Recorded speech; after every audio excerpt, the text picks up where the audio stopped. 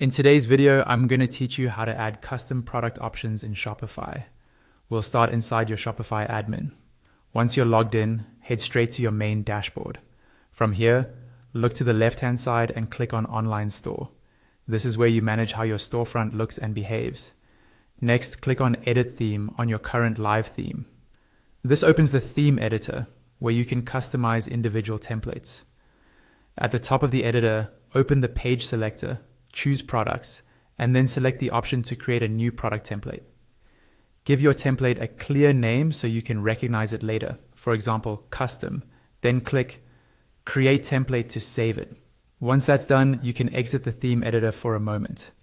Now go back to your Shopify admin and open the products section.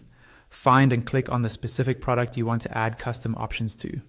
On the product page, look for the theme template drop-down, which usually shows default product.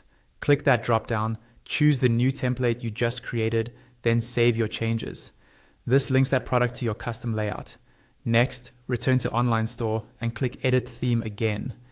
In the theme editor, open the page selector, go to Products, and choose the custom template that's assigned to your product. Under the template structure, find Product Information and expand it. Here, click Add Block, then select Custom Liquid. Click on that new Custom Liquid block to open its settings, and you'll see an empty code field. Leave this open for now. To generate the code for your custom fields, use the product options generator linked in the description. In the generator, choose the type of form field you want, such as a short text field for a name or message. Enter a label or field name so your customers understand what to type, set a character limit if needed, and make the field required if it's essential information. Then click to copy the generated code. Go back to Shopify, and in that custom liquid code box, paste the code. Use the back icon to return to the block list.